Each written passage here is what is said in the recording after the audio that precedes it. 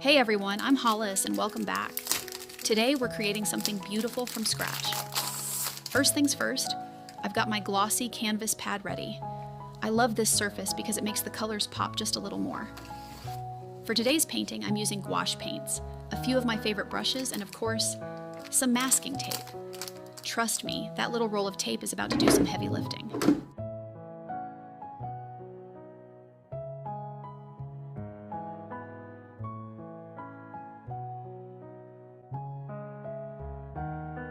All right, the masking tape is on and now it's time to lay down our colors. First things first, blending. This is where the magic starts. Now here's a little tip.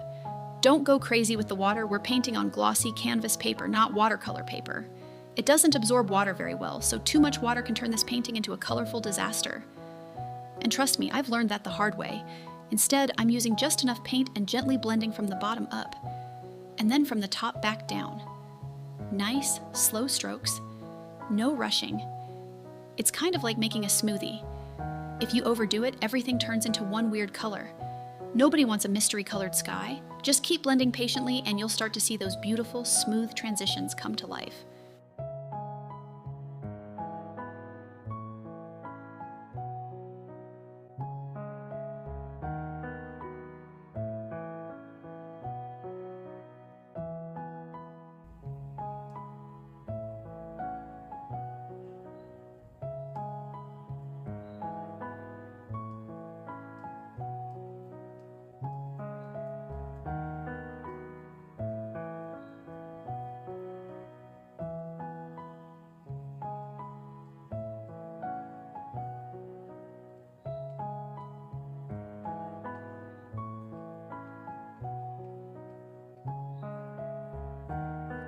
So, this little tree has a dream.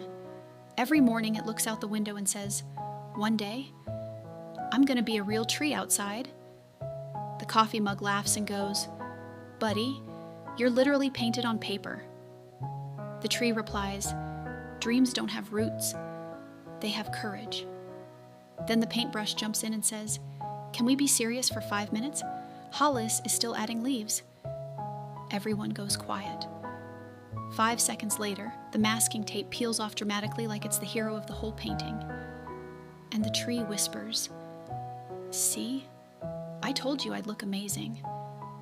The coffee mug sighs, Yeah. Now everybody's gonna stare at you instead of me." Honestly, if a little tree on a canvas can believe in itself, maybe we should too.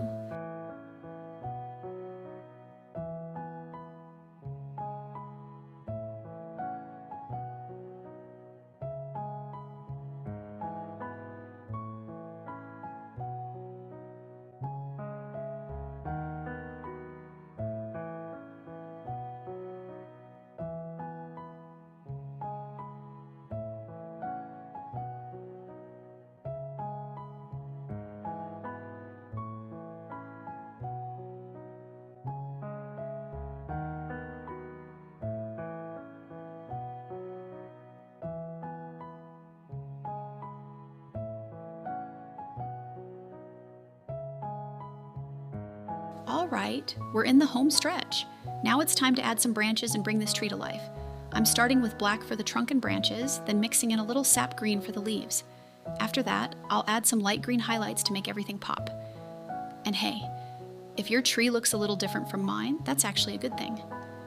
Trees and nature don't copy each other, so why should yours? Beginners always ask, "Did I mess it up?"